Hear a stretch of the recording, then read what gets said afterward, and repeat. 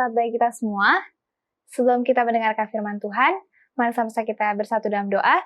Bapa kami dalam kerajaan sorga, terima kasih sudah menjadi kami dari awal, bina kesehatan hingga akhir dan tiba kepada sesi firman Tuhan. Bapa berkati masing-masing dari kami, agar kami dapat mengerti apa yang Tuhan sampaikan. Berkati juga hamba-Mu pada saat ini yang akan membawakan firman, berikan hikmat kebijaksanaan dari sorga. Inilah doa anakmu, dalam Tuhan Yesus kami sudah berdoa, amin.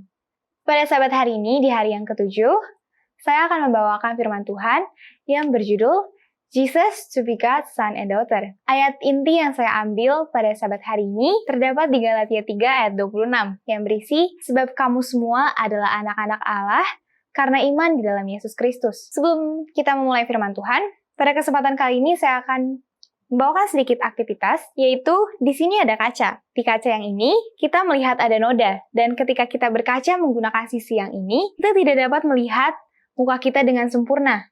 Karena terdapat banyak noda di kaca yang ini. Namun, ketika kita menggunakan sebuah pembersih untuk membersihkan kaca yang kotor ini, dan akhirnya kaca ini menjadi bersih, kita dapat melihat dengan jelas bagaimana rupa muka kita di kaca tersebut.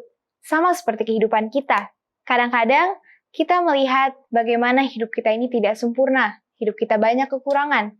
Tapi ketika Yesus hadir dalam kehidupan kita dan Dia membersihkan semua kotoran-kotoran yang ada dalam pada kita, maka kehidupan kita akan menjadi sempurna. Di hari yang ke-7 ini, kita akan membahas sedikit dari hari yang pertama sampai hari yang ke-6. Hari yang pertama kita membahas mengenai Adam. Adam adalah seorang yang pekerja keras dan juga penurut. Di hari yang kedua, kita juga belajar mengenai Nuh. Bagaimana ia adalah seorang yang taat kepada Tuhan. Di hari yang ketiga, kita belajar mengenai Ayub. Ia adalah sabar dan selalu bergantung kepada Tuhan apapun kondisi yang dia alami. Di hari yang keempat, kita belajar mengenai Esther. Esther dengan iman percayanya yang kuat dan penyertaan Tuhan itu menjadi bekal dalam dirinya sebagai seorang asing di negerinya. Di hari yang kelima, kita belajar mengenai Daud, di mana Daud adalah seorang yang penurut, pemberani, bertanggung jawab, punya kepercayaan dan penyerahan hati yang penuh kepada Tuhan. Lalu di hari yang keenam, kita juga belajar dari Daniel, bagaimana dia adalah pribadi yang selalu mengandalkan Tuhan dan juga percaya sepenuhnya kepada Tuhan. Di hari yang ke-7 ini, kita sampai kepada bintangnya dalam seminggu ini. Teladan kita nomor 1 adalah Yesus, karena Yesus adalah sempurna. Apa sih arti sempurna itu? Menurut Kamus Besar Bahasa Indonesia dikatakan, sempurna adalah utuh dan lengkap segalanya, yaitu tidak bercacat dan juga bercelah. Sempurna juga adalah lengkap atau komplit, baik sekali dan juga terbaik. Yesus adalah sempurna adanya, dan Ia mau kita mengikuti tabiatnya. Dalam 2 Korintus 12 ayat 9 dikatakan, tetapi jawab Tuhan kepadaku, cukuplah kasih karuniaku bagimu, sebab justru dalam kelemahanlah kuasaku menjadi sempurna. Di sini Yesus memberitakan kepada kita bahwa dalam kelemahanlah kuasa Yesus menjadi sempurna dalam kehidupan kita. Nah, tadi di awal kita sudah mengambil topik bahwa Yesus adalah teladan kita. Dari mana sih kita bisa mengikuti teladan Yesus? Kan kita nggak ada di masa ketika Yesus ada di dunia ini. Jawabannya adalah, kita bisa mengikuti teladan Yesus pertama dari firman Tuhan, yaitu Alkitab, dan juga buku-buku roh nubuat. Karena buku-buku roh nubuat ditulis oleh hamba-hamba Allah yang diilhami oleh Allah sendiri. Dalam 1 Korintus 13 ayat 12 dikatakan, sekarang aku mengenal dengan tidak sempurna, tetapi nanti aku akan mengenal dengan sempurna seperti aku sendiri dikenal. Pada saat ini, kita adalah manusia yang berdosa. Kita tidak sempurna dan juga memiliki banyak dosa. Tapi di sini Yesus mau agar kita nanti sempurna, sama seperti Dia yang adalah sempurna. Ada sebuah siklus yaitu di mana Yesus adalah sempurna, Dia adalah sumber keselamatan, Ia menjadi firman, dan firman itu menjadi manusia. Seperti yang dikatakan di Yohanes 1 ayat 14, yaitu firman itu menjadi manusia dan diam di antara kita. Dan kita telah melihat kemuliaannya, yaitu kemuliaan yang diberikan kepadanya sebagai anak tunggal Bapa, penuh kasih dan juga kebenaran. Dari semuanya itu, Yesus telah menjanjikan sebuah keselamatan bagi kita. Dia juga menjanjikan sebuah janji melalui Kejadian 3 ayat 15 yang berbunyi, Aku akan mengadakan permusuhan antara engkau dan perempuan ini, antara keturunanmu dan keturunannya akan meremukkan kepalamu dan engkau akan meremukkan tumitnya. Di sini Yesus memberikan sebuah janji keselamatan bagi umat-umat yang percaya kepadanya, dan Tuhan sudah menepati janjinya ketika ia mati di Golgota pada saat ia datang ke dunia ini. Dia sudah meremukkan kepala dari iblis dan dia sudah menang melawan iblis. Pada saat ini kita akan membahas beberapa topik, dan poin pertama yang kita bahas adalah dalam Lukas 2 ayat 41-51.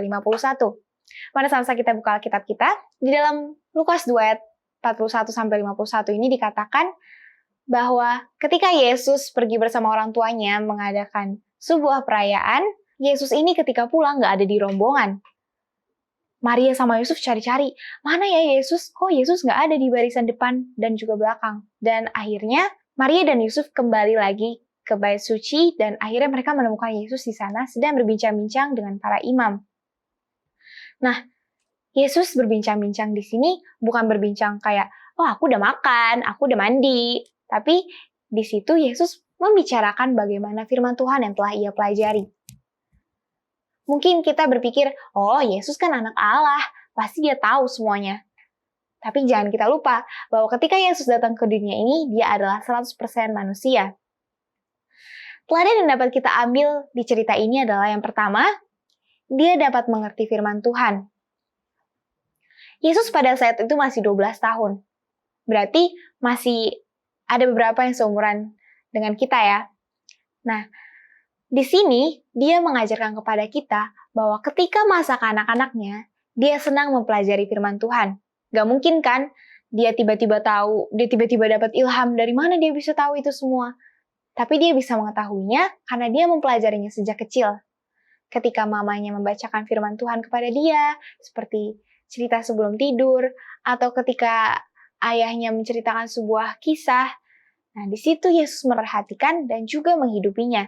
Jadi ketika ia sudah beranjak remaja, dia bisa menguasai firman itu. Lalu teladan kedua yang dapat kita ambil di kisah ini, yaitu ia menurut ketika ia disuruh pulang. Kadang-kadang kita kalau lagi asik sama kegiatan kita suka kan, bentar deh mah, tanggung nih, lanjut nanti deh. Tapi di sini Yesus mengajarkan kepada kita sendiri bahwa sesibuk apapun kita atau apapun yang kita kerjakan, ketika orang tua kita memanggil kita harus menurutinya dan tidak memberontak ketika orang tua mengajak kita pulang atau menyuruh kita melakukan sesuatu. Di sini tuh sangat penting karena kadang-kadang terlebih juga kepada diri saya sendiri, ketika dipanggil orang tua sering sekali kita menjawab bentar ya, sebentar. Kata sebentar ini sering sekali menjadi tidak jadi, bukan?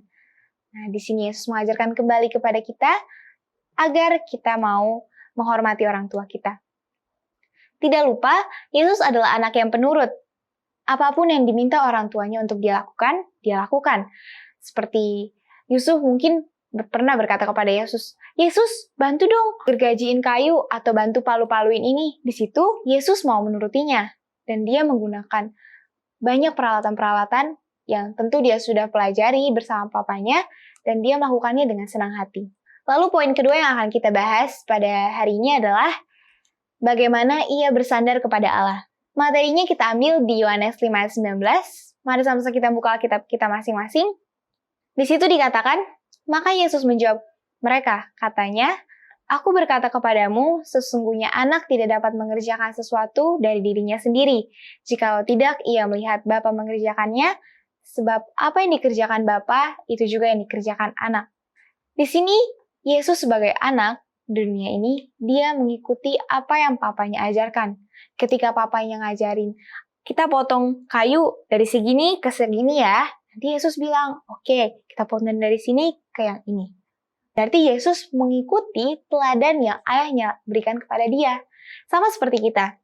Apa yang Bapa berikan teladan kepada kita melalui Yesus, kita juga harus mengikutinya. Karena tanpa teladan dari Bapa, seorang anak tidak dapat melakukan apa-apa. Sama seperti Yesus memberikan teladan bagi kita, maka kita juga akan mengikuti teladan yang Yesus berikan kepada kita. Poin selanjutnya adalah Yesus adalah anak yang taat dan juga menghormati. Mari sama-sama kita buka di Ibrani 5 ayat 8. Yang berbunyi, dan sekalipun ia adalah anak, ia telah belajar menjadi taat dari apa yang telah dideritanya. Ia adalah teladan yang sempurna bagi orang muda. Ia selalu menyatakan penghormatan dan juga penghargaan terhadap orang tuanya. Nah, poin selanjutnya yang kita bahas di sini adalah Yesus sangat rajin. Mari sama-sama kita buka di Yohanes 9 ayat 4. Yang berisi, kita harus mengerjakan pekerjaan Dia yang mengutus aku, selama masih siang akan datang malam, di mana tidak ada seorang pun yang dapat bekerja. Jadi di sini diceritakan bahwa Yesus adalah pribadi yang rajin, di mana Dia selalu bekerja pada saat siang, sampai kepada malam ketika tidak ada lagi orang yang bekerja. Dalam hidupnya yang rajin, tidak ada saat-saat kemalasan untuk mengundang pencobaan. Tidak ada jam-jam tanpa tujuan yang membuka jalan untuk pergaulan yang merusakkan. Dan sedapat mungkin, ia menutup pintu kepada penggoda, baik keuntungan dan juga kesenangan. Kadang-kadang kita sering banget ya kayak, oh saya gabut nih, buka YouTube ah. Nah, pas kita buka YouTube, pasti di situ ada aja pencobaan. Contohnya, kita sebenarnya niatnya mau buka film anak-anak, tapi tiba-tiba ada iklan film dewasa. Nah, itu sudah ada pencobaan kepada diri kita sendiri. Yesus mengajarkan kepada kita, ketika kita rajin, ketika kita menggunakan banyak waktu untuk hal yang lebih berguna, kita akan menjauhkan diri kita dari pencobaan. Poin terakhir yang akan saya bahas pada hari ini adalah di mana ketika ia dicaci maki, ia tidak membalasnya. Mari sama-sama kita buka di 1 Petrus 2 ayat 23. Yang berisi, ketika ia dicaci maki, ia tidak membalas dengan mencaci maki. Ketika ia menderita, ia tidak mengancam. Tetapi ia menyerahkan kepada Dia yang menghakimi dengan adil. Kita semua tahu bukan bagaimana kisah Yesus ketika mau disalib. Dia dilucuti pakaiannya, dia dicemooh, dia dielu-elukan oleh orang banyak, dan juga tentu saja dia dicambuk dan dia disiksa. Nah, apakah ketika saat itu Yesus menghina mereka juga, atau mengumpat dalam hati Yesus sendiri? Tentu saja tidak. Apakah kalau kita diejek sama teman kita, apakah kita ngejek balik? Apakah kalau kita dibully sama teman-teman kita nanti akan membuli orang lain juga? Yesus mengajarkan kepada kita ketika ia sudah dicaci maki, dia sudah dielu-elukan, dia sudah disiksa, dia tetap merendahkan dirinya. Bahkan ketika ia sudah ada di salib, dia masih berkata, Tuhan, ampunilah mereka sebab mereka tidak tahu apa yang mereka perbuat. Di situ Yesus masih merendahkan dirinya. Yesus memberikan teladan kepada kita agar kita juga merendahkan diri kita sendiri karena Tuhan mencatat semua perbuatan manusia, baik itu yang tersembunyi ataupun yang tidak tersembunyi, baik itu sengaja maupun tidak sengaja. Nanti ketika Yesus datang ke dunia ini yang kedua kalinya, pasti ia akan mengadili semua umat manusia dengan adil, karena ia adalah hakim yang paling adil dan paling jujur dari semua hakim yang ada di muka bumi. Kita bisa menjadi sempurna, sama seperti Yesus adalah sempurna. Dan kita bisa sempurna melalui Yesus dan juga tabiat-tabiatnya. Dan kita bisa mengikuti tabiat-tabiatnya itu yang kita dapat dari Alkitab. Apakah dengan kita membaca itu sudah membuat kita menjadi sempurna? Tentu saja tidak. Kita harus menghidupinya dan jangan lupa untuk meminta bantuan dari Roh Kudus. Karena kita sebagai manusia, kita tidak bisa apa-apa tanpa bantuan dari Roh Kudus. Kita tidak bisa melakukan apapun itu, mau sekuat apapun diri kita. Kalau kita bergantung sepenuhnya pada diri kita, kita pasti akan gagal.